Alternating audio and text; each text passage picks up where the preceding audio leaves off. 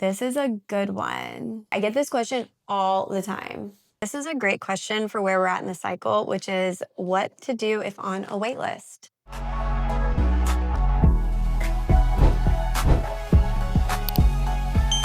Welcome to the Pre-PA Hotline. I'm Savannah Perry, the founder of the PA platform, and here to answer all of your burning questions about how to become a physician assistant. We've been doing this series and I'm really enjoying it. Make sure you submit your questions. You can comment here, head to one of our social media profiles, or we have a voicemail now where you can leave us a message and we'll answer your questions live. So if you want to hear yourself on Pre-PA Hotline, check out that link in the description. Thanks to everyone who submitted questions. Let's get to some of these from Instagram first. So Maggie asked, what's your advice for the Kira Talent Assessment? This is a test that some schools have started incorporating into their application process. From what I understand, it's very similar to the Casper test. There's a specific part of the Casper test where you record yourself answering questions, and that is the part that Kira is more similar to. So the best way to practice for this is just to record yourself answering questions. If you use the PA School interview guide, it has a ton of questions that you can use to practice. Or just Google, we have a huge list of interview questions. The goal of these tests is to really try to get a feel for what they call soft skills and personality. So they're looking at things like empathy, how would you do in situations? So you may find more of those scenario or ethical based questions where they're just trying to get a feel of how you respond. These questions are timed, so you want to make sure that that's something that if you are trying to practice, that you're working on so that you're not running out of time in your response. So when you're recording yourself, you can time yourself and see how long your responses are.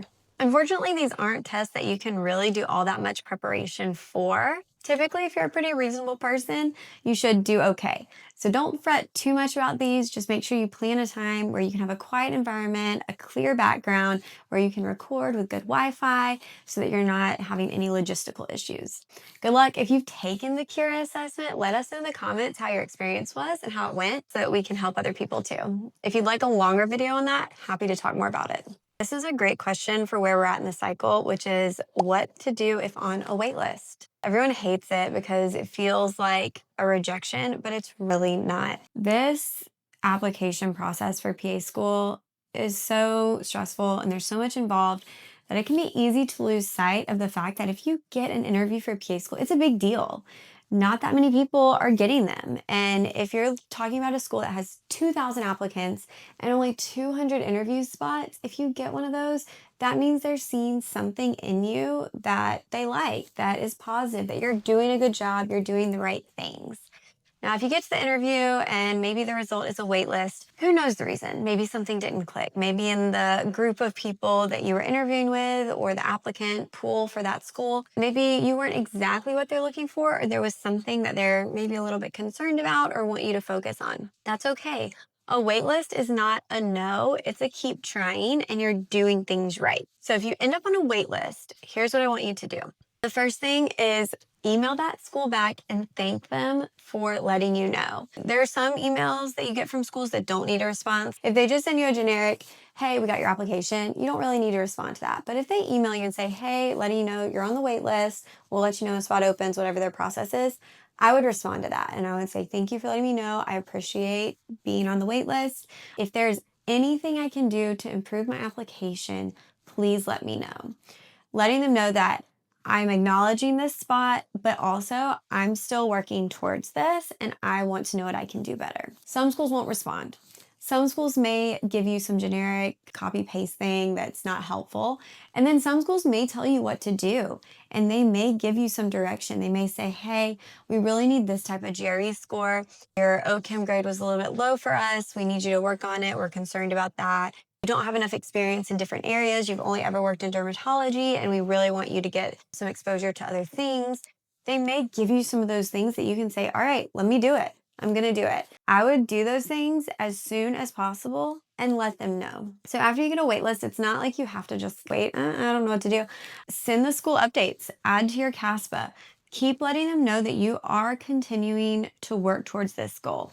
So if you are getting more hours, if you get a new job, you get a new volunteer opportunity, you are taking more classes and you do well, you retake the GRE and you do better, let them know. Put it in your CASP application. That will send an update, but you can also email them back and be like, hey, just want to let y'all know I took organic chemistry again and I got an A, and I have 400 more hours working as a medical assistant. I've also been able to start volunteering at a local community clinic.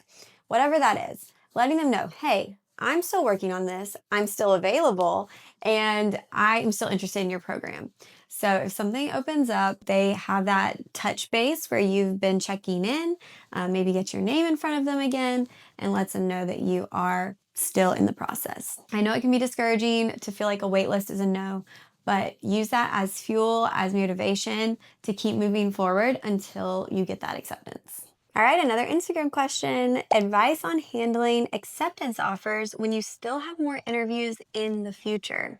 This is common. Every school has a different timeline that they use.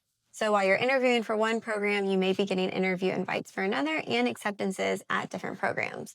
For example, I interviewed at one school first, and then my next interview was a month later.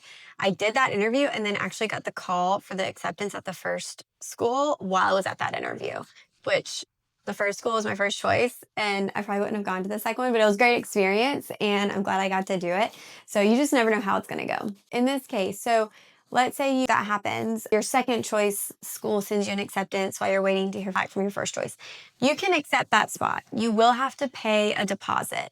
And I think that's the biggest downside, is this can get really expensive because deposits can range from $100 to $1,000. I've even heard, I think, $2,000, where you're saving your spot, and those are non-refundable. So at that point, you have to make a decision of, do I really want to attend this program? If I don't get in anywhere else, if I haven't heard from anywhere else, am I going to go here? And I think if the answer is yes, having that security of knowing that you've been accepted and you have a spot is very important. It's always hard for me to say give up a spot if someone's going between the two or waiting to hear from somewhere. So I do think having that spot, putting a deposit, and planning for that can be helpful. Let's say you interview at another school and you get an acceptance and you prefer that school. That's fine. That happens. The one thing I would say is we want to approach multiple acceptances from a place of kindness and consideration to other applicants. So if you already know where you're going and you're getting interview invites, I wouldn't take those just for curiosity's sake unless you really think you would switch to that program, because that's taking an interview spot from someone else. So it's not really fair to other applicants or to the program if you are dead set on a program already. And the same way with an acceptance, the sooner that you can let them know, hey, I am not going to be attending there, please release my seat. You don't really have to justify it. You don't have to give them more information if you don't want to. You don't have to say, oh, this is why I don't want to go there. This is why I want to go somewhere else. This is where I'm going. It's fine to say, hey, I was accepted in another program and I won't be enrolling in yours. Please release my seat. And that's fine. But again, this just comes from a place of consideration where that program can then fill that spot with another student and give another student the opportunity to start PA school. If you're waiting till the week before school starts to release your spot, that gets everybody into a pickle where the school's scrambling to try to get that spot filled because they only have a certain number of spots and they have to fill those to keep their accreditation. And then you have students who are just waiting and may get that last minute call. So the sooner you can give everybody a heads up, the better. The exception to this is schools with January and fall start dates. This happens every year where someone will email me and say, hey, I got into this school. It has a January start date, but I haven't even heard back from my schools that start in the spring or the fall. What should I do? Can I start at the program? Can I go ahead and start? And then if I get those interviews, stop the program and then go to those programs. And you got to go back to the CAS book rules that you sign off on at the beginning. One of the rules there is that if you enroll in a PA program, if you start within 5 days, you have to withdraw your CAS application from all other programs. And again, that's just not really fair to the program. You're taking a spot from someone who potentially would have finished the program. So in those cases, you do really need to look at start dates and interview dates and how that could impact where you end up going. So if your lower choice schools all have January start dates and your first choice programs are all spring, fall, you may get yourself into this situation where you're having a really tough decision between, do I start PA school at the school that wasn't my top choice, Or do I wait and see what happens? And sometimes you'll be surprised. Maybe one of your lower choice schools ends up being a top choice school. You don't know. And that makes it really difficult. I wish this whole thing could be standardized. That's my dream in my heart, but maybe one day. Right now it's not. That may give you some things to think about if you're working on a school list or you haven't applied yet, just to keep in mind so that you don't find yourself in this situation. We have a YouTube question that says, what should I include in my life experiences essay? So this is a newer essay that came out 2 cycles ago. And the life experiences essay is an opportunity for you to include things that may provide context to your journey to PA school and becoming a PA. So if we look at the prompt here, it's asking you to explain adversity you've faced, any challenges you've overcome, what you have experienced maybe outside of just your resume stuff, your patient care experience and your academics, that might give the person looking at your application some insights into where you're from, what's important to you, what you've gone through. This essay has a limit of 2,500 characters, so that's not that long. That's only a couple paragraphs. And so you may feel like you want to say more, and your personal statement is still available for that, as well as your supplemental applications. Supplemental essays may have some crossover with this, so think about it from a standpoint of expanding. If there is a story or an example you want to share that doesn't fit in one of those spaces, this is a little bit of an overflow for that. I've read some really great life experiences essays. We edit them at the PA platform, so you can find that information in the description. But I really enjoy these because everyone's approach is a little bit different.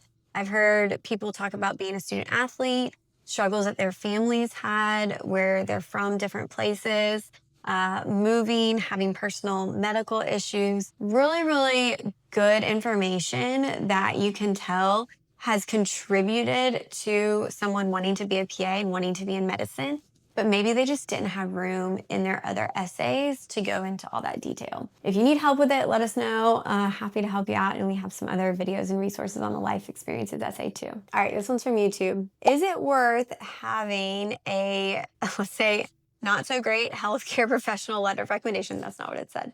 Early, or a better one, but later for rolling admissions? So basically, should I have a weaker letter and get it in earlier, or a stronger letter and get it in later?